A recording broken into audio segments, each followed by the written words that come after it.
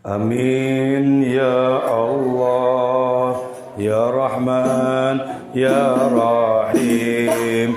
Antal Jawadul Halim, wa anta ni'mal mu'in. Amin ya Allah, ya Rahman, ya Rahim. Antal Jawadul Halim, ni'mal mu'in. Amin ya Allah, ya Rahman, ya Rahim. Anta Jawadul Halim, wa anta ni'mal mu'in.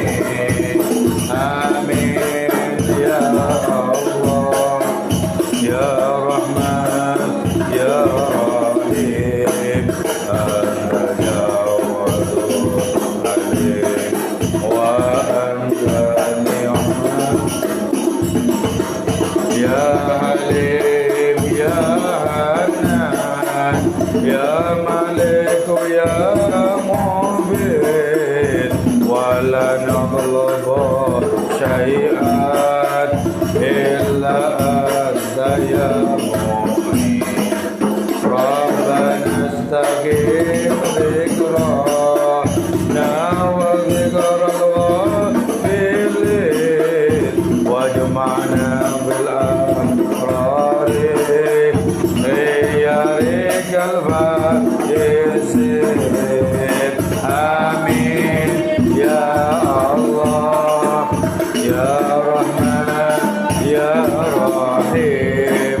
Antal Jawadul Halim, wa anta ni'mal mu'in. Amin ya Allah, ya Rahman, ya Rahim.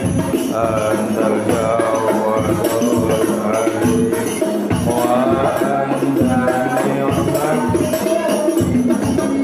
شكوناك ربنا وبضع بنفسنا لتغفرنا ربنا ولتوزنا بدوام المعرفة لأدم لقاءنا بحضرتك إله أنا يا إله أنا. آمين يا الله، يا رحمن، يا رحيم. أنت الجواد العليم، وأنت نعم المعين. آمين يا الله، يا رحمن، يا رحيم. أنت الجواد الحليم، وأنت نعم. ربنا أسر لنا ظاهرا وباطنا مع حسن الظن بحضرتك يا منان. Pangeran panjenengan dan kula niki lahir batin sarono manasaikan suci. Amin ya Allah, ya Rahman, ya Rahim. Antal Jawadul Halim, wa anta ni'mal mu'in. Amin ya Allah,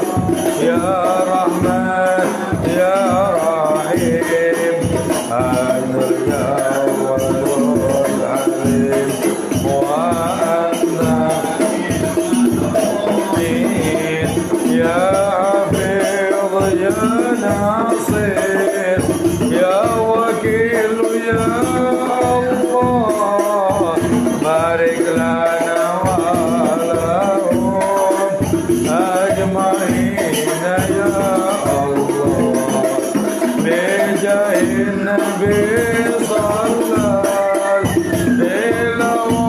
وسلم عليه وآلنا والحمد لله آمين يا الله يا رحمن يا رحيم أنت الجواد المعين وأنت المعين آمين يا الله يا رحمن يا رحيم أنت الجواد الحليم وأنت المعين. أعوذ بالله من الشيطان الرجيم. بسم الله الرحمن الرحيم. حافظوا على الصلوات والصلاة الوسطى وقوموا لله قانتين. Allah. Ini bagian awal dari ayat yang saya bacakan tadi. Itu sudah dijelaskan pada malam Sabtu yang silam, malam Sabtu yang lalu, yaitu bagaimana satu, kita bisa mengamalkan, merasakan adanya sholat daim. Sholat daim itu tidak ada gerakan-gerakan atau bacaan-bacaan sebagaimana sholat fardu atau sholat sunnah. Sholat daim itu adanya tawajjuh, fokus kita kepada Allah Ta'ala yang terus menerus. Itu namanya sholat daim. Misal di sini kita tawajjuh atau menghadapkan hati kita kepada Allah Ta'ala. Tadi di jalan juga kita merasa menghadapkan diri kepada Allah Ta'ala. Terus sekarang dan nanti terus begitu. Nah, adanya kelangsungan tawajjuh yang terus menerus itu yang disebut sebagai sholat daim. Alladzina hum fi sholatihim daimun. Terus yang kedua, kita mesti berikhtiar untuk sampai kepada tauhidul dzat. Tauhidul dzat itu adalah sebuah keyakinan, bahkan kita merasakan secara rohani bahwa yang betul-betul ada, yang betul-betul penting itu cuma Allah satu-satunya, tidak ada apapun yang lain. Itu namanya tauhidul dzat. Caranya begini ya, kita belajar untuk bisa merasakan bahwa asal usul yang ada itu adalah wujud Allah. Jadi sehingga dengan demikian tidak ada wujud yang hakiki selain wujud Allah. Karena seluruh isi alam raya ini yang kita lihat ada, yang kita lihat konkret itu misalnya, itu seluruh wujudnya alam raya berasal usul dari wujudnya Allah. Jadi kalau begitu alam semesta ini tidak betul-betul ada bagi dirinya. Tapi keberadaan alam semesta murni merupakan bukti kemahaberadaan, kemahawujudan Allah Subhanahu wa taala. Itu namanya tauhidul dzat. Nah, kalau seluruh wujud berasal dari Allah, seluruh yang ada berasal dari Allah taala, maka sesungguhnya hakikat segala gerakan, segala tindakan, segala perbuatan itu asal usulnya juga Allah. Asal usulnya Allah. Tadi ada orang dari Kalimantan Barat itu mengajukan satu pertanyaan lewat WA ya. Karena biasa mendengarkan saya di YouTube. Jadi bagaimana bisa merasakan, kata si kawan itu, bagaimana bisa merasakan bahwa segala-galanya itu adalah Allah? Satu. Yang kedua, bagaimana bisa merasakan bahwa perbuatan-perbuatan manusia itu hakikatnya perbuatan Allah? Contoh katanya, kalau saya merokok, bukankah yang merasakan itu saya, yang menikmati saya? Dan saya tidak bisa paham kalau itu disandarkan kepada Allah. Yakni misalnya Allah disebut merokok atau menikmati rokok. Oke. Nah, ini pertanyaan yang bisa menjebak kita kepada adanya kebingungan. Nah, begini saja caranya ya. Pertama, asal usul segala yang ada itu Allah. Berarti apa? Ada yang hakiki cuman Allah. Sementara adanya alam ini merupakan ada pinjaman. Karena ada pinjaman, maka tidak merupakan wujud yang mutlak atau ada yang mutlak bagi alam. Sama sekali tidak. Karena pinjaman sewaktu-waktu bisa ditarik lagi oleh yang punya, yaitu Allah Subhanahu wa taala. Terus yang kedua, karena asal usul wujud itu Allah, maka asal usul gerakan perbuatan juga Allah. Apanya? Energinya itu loh. Energinya itu, kekuatannya itu, tenaganya itu berasal usul dari mana kalau tidak dari Allah Ta'ala? Dari mana kita memiliki tenaga bisa ngaji? Dari mana kita memiliki tenaga bisa sholat? Termasuk juga bagaimana manusia memiliki tenaga untuk bermaksiat. Dari mana tenaga-tenaga itu? Itu tidak ada lain. Itu sumbernya tenaga itu, sumbernya energi itu adalah Allah Subhanahu wa taala. Memang Allah tidak mengerokok ya. Akan tetapi kekuatan untuk bisa merokok dari mana kalau tidak dari Allah? Gitu ya. Jadi jangan rokoknya itu yang dinisbatkan, tapi adanya kekuatan, adanya potensi untuk merokok itu tidak dari siapa-siapa kecuali dari Allah Subhanahu wa taala. Wallahu khalaqakum wa ma ta'malun, firman Allah. Allah lah yang telah menciptakan kalian dan segala sesuatu yang kalian kerjakan. Jadi kalau tadi kita bisa makan bisa minum, dari mana kekuatannya itu? Makan dan minum dari Allah. Nah, apakah makan dan minum atau merokok atau tindakan yang lain itu punya pahala atau tidak? Itu bergantung kepada satu, koneksi hati kita dengan Allah. Kalau niatnya tadi makan untuk menguatkan diri ibadah, untuk menjadikan diri semangat di dalam tawajuh kepada Allah, maka itu berpahala. Kalau tidak ada niatnya, ya itu tidak berdosa tapi juga tidak berpahala. Terus kalau maksiat, itu kan jelas bermaksiat itu berdosa. Nah iya memang berdosa, tapi kekuatan untuk berdosa dari mana? Dari Allah Ta'ala juga. Walaupun Allah Ta'ala asal usul kekuatan untuk berdosa, tapi Allah tidak pernah memerintahkan umat manusia untuk berdosa. Karena itu kalau berdosa itu menjadi apa? Menjadi ketika orang itu berdosa, itu berarti melakukan pelanggaran. Sebab tenaganya itu tidak diperintahkan untuk dipakai berdosa. Tapi walaupun begitu tetap saja asal usul tenaga dari berdosa itu, asal usulnya tetap kekuatan Allah. Nah, ini yang disebut sebagai ma'rifatul af'al. Kalau tadi tidak ada wujud, tidak ada yang mutlak selain Allah, namanya ma'rifatul dzat. Kalau tidak ada perbuatan kecuali kekuatannya berasal dari Allah, namanya ma'rifatul af'al. Ya, itu yang malam Sabtu yang lalu.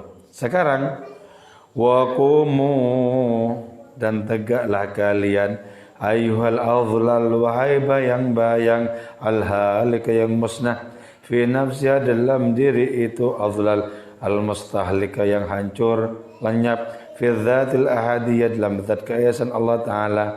Illa wujud, karena tidak ada wujud lakum bagi kalian, min dzawatikum, dari diri-diri kalian. Ya. Di sini ditegaskan secara hakikat bahwa seluruh alam raya termasuk kita itu apa? Adhlal. Adhlal itu apa? Bayang-bayang. Jadi seluruh isi alam semesta, terutama kita manusia ini merupakan bayang-bayang Allah. Nah sama ya, bayang-bayang itu tidak betul-betul ada. Keberadaannya bersandar kepada kayu atau tembok atau apapun yang merupakan sumber bayang-bayang. Nah, karena alam semesta ini cuma bayang-bayang, maka alam semesta ini tidak punya manfaat, tidak punya mudarat, kecuali Allah meletakkan manfaat dan mudarat di alam semesta. Nah, kalau orang ma'rifat tahu tadi, sesungguhnya nasi itu tidak mengenyangkan kalau Allah tak berkehendak untuk mengenyangkan kita dengan nasi. Jadi kita bisa makan sampai ratusan, ribuan, jutaan, miliaran piring nasi. Kalau Allah tak berkehendak, itu tidak akan membuat kita kenyang. Kalau tidak menghendaki kita kenyang. Jadi kalau nasi menjadikan kita kenyang, itu karena Allah berkehendak mengenyangkan kita dengan nasi. Kalau nasi kemudian menjadikan diri kita memiliki energi, memiliki tenaga, itu karena Allah berkehendak, bukan karena nasinya itu.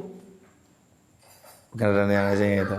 Jadi karena itu kita bisa memastikan diri kita itu adalah al-adhlal al-halikah. Kita itu adalah bayang-bayang yang sesungguhnya musnah, yang sesungguhnya tidak ada.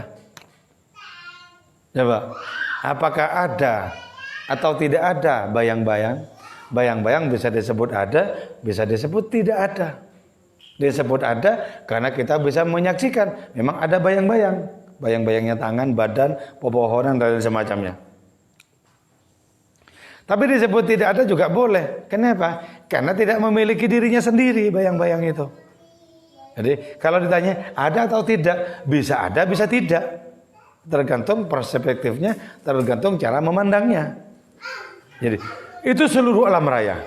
Berarti apa? Yang mutlak ada, yang menjadi sumber seluruh bayang-bayang alam raya ini tak lain adalah wujud mutlaknya Allah Subhanahu wa taala. Fi nafsiha. Jadi dalam dirinya alam raya itu memang sudah tidak ada.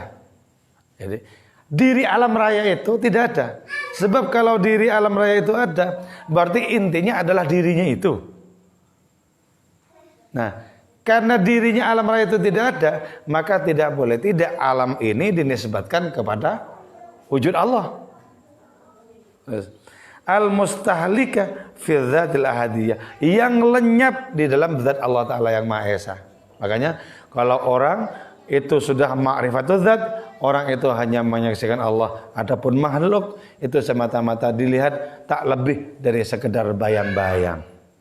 Dan bayang-bayang tidak memiliki kemampuan untuk bermanfaat, tak punya kemampuan pula untuk bermudarat.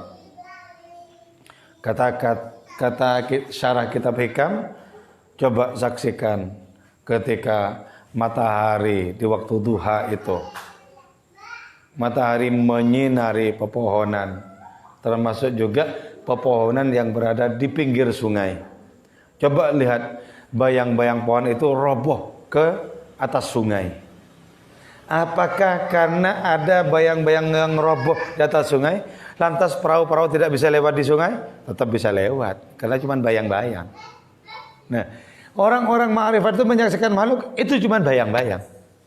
Karena bayang-bayang, ketika makhluk itu memberikan sesuatu kepada kita, sesungguhnya Allah yang memberikan sesuatu lewat makhluk itu. Makanya kalau dalam Hikam itu jelas, terimalah pemberian orang lain kalau kau menyaksikan tangan kemurahan Allah pada orang lain itu. Jadi ketika ada orang lain memberikan sesuatu kepada kita, maka tugas kita saksikan tangan kemurahan Allah lewat orang yang memberikan itu. Terus kata kita Hikam, kalau kau tak menyaksikan tangan kemurahan Allah Ta'ala lewat orang itu, sebaiknya kau tidak usah terima itu pemberiannya. Kenapa? Karena di situ kau terhijab oleh makhluk sehingga tidak menyaksikan Allah yang Maha memberikan, yang Maha dermawan, tidak bisa menyaksikan itu. Makanya kalau orang-orang ma'rifatul zat menyaksikan makhluk, langsung menyaksikan sumbernya yaitu Allah Ta'ala. Menyaksikan bayang-bayang, langsung menyaksikan sumbernya yaitu adanya sesuatu yang melahirkan bayang-bayang itu. Kenapa demikian? Idza wujudalakum min dzawatikum. Karena sebenarnya tidak ada wujud, tidak ada bagi diri kalian dari sisi kalian sendiri, memang tidak ada. Jadi ditinjau dari sisi diri kita sendiri, itu enggak ada diri kita. Tidak ada. Nah kalau seperti ini, Kok dikatakan bayang-bayang? Oh ya wajar. Wong Allah ya bayang-bayangnya kelihatan nyata. Dari saking hebatnya Allah. Tapi kalau bayang-bayangnya pepohonan kan nggak bisa dipegang. Tapi karena Allah itu hebat, maka yang bayang-bayangnya itu menjadi nyata, menjadi real secara mata telanjang, secara kasat mata jadi real dari saking hebatnya Allah. Jadi kalau kita merasakan diri kita ini ada, kita merasakan bahwa kita ini bukan bayang-bayang, itu bukan apa-apa, itu dari saking hebatnya Allah yang ketika menciptakan bayang-bayang itu seperti kenyataan yang sebenarnya. Nah, kalau seperti ini pemahaman kita, ma'rifat kita dalam menyembah Allah Ta'ala, maka kita akan merasakan menyembah Allah yang mutlak, merasakan berhadapan dengan Allah yang mutlak, merasakan Allah senantiasa, karena segala makhluk ini adalah pintu untuk menyaksikan Allah, dan pintu itu terbuka lebar-lebar. Orang yang tidak masuk kepada mata batin mungkin menyatakan, mempertanyakan, di mana Allah? Coba di mana? Aku sudah nyampe kemana-mana nggak pernah ketemu. Nah, sesungguhnya ketika orang ini bertanya di mana Allah, di mana Allah, Allah itu berada di balik pernyataan di mana itu. Jadi nggak jauh-jauh sebenarnya. Jadi nggak usah ditanyakan di mana-mana, di mana dengan perasaan bingung, tidak usah. Hanya ya. Orang itu kalau sudah merasakan Allah, orang itu akan bebas dari kebingungan. Orang kalau kehilangan cincin, kehilangan arloji, atau kehilangan apa saja, orang itu menoleh ke kanan, ke kiri, ke depan, ke belakang, menoleh. Tapi ketika orang itu sudah menemukan sesuatu yang hilang, orang ini sudah tidak lihat lagi bingungan, gak noleh kemana-mana. Sama, ketika orang sudah merasakan Allah pada segala-galanya, orang ini sudah tidak repot mencari kemana-mana. Karena orang ini senantiasa merasakan Allah Ta'ala itu hadir pada segala sesuatu. Mudahkah ini dipahami? Mudah. Mudahkah ini dialami? Ini betul-betul tidak mudah. Tidak mudah. Itulah perjuangan kita untuk bisa melipat jarak antara diri kita dengan Allah Ta'ala, dilipat jarak itu. Maka karena itu bagi orang yang sudah melipat jarak, bagi orang yang menyaksikan Allah Subhanahu wa Ta'ala itu sedemikian nyata, alam ini menjadi sebegitu kecil, kecil sekali. Alam ini bukan makrokosmos tapi mikrokosmos, alam kecil yang sekecil-kecilnya. Sementara jiwa orang-orang yang sudah merasakan Allah, mereka itulah makrokosmos, al-alamul kabir, alam besar. Nah, itu dialami oleh orang-orang yang sudah merasakan Allah begitu nyata. Kalau tidak, maka tetap kita akan menyatakan diri kita mikrokosmos dan alam makrokosmos, diri kita alam kecil, sementara semesta ini adalah alam besar. Kalau itu yang masih kita alami, berarti kita belum sampai kepada ma'rifatullah. Kecil alam ini, bahkan bayang-bayang. Maka karena itu tidak mungkin ada orang sudah mengenal Allah kok memburu bayang-bayang. Gak mungkin. Bayang-bayang kok diburu. Karena itu dalam hidup ini kita mestinya lebih berhajat, lebih berhasrat untuk mendapatkan Allah dibandingkan mendapatkan apapun yang lain. Mestinya begitu. Kedudukan, uang, harta benda, dan lain semacamnya mestinya menjadi nomor sekian. Yang nomor satu apa? Mendapatkan Allah. Itu mestinya. Jadi kan itu ngaji tentang Allah adalah sesuatu yang utama, bukan merupakan kerja sampingan. Ngaji tentang Allah sampai merasakan sebagaimana yang dirasakan para nabi, sebagaimana yang dirasakan oleh para wali itu. Jadi enak kalau seperti itu, tentram hidup. Kenapa tidak tentram? Wong senantiasa ditopang oleh Allah, senantiasa disangga oleh Allah, senantiasa didekap mesra oleh Allah Ta'ala. Tentram, setentram-tentramnya kehidupan. Sudah tidak ada teka-teki karena segala-galanya itu sudah menjelma sebagai kemutlakan Allah Subhanahu wa Ta'ala.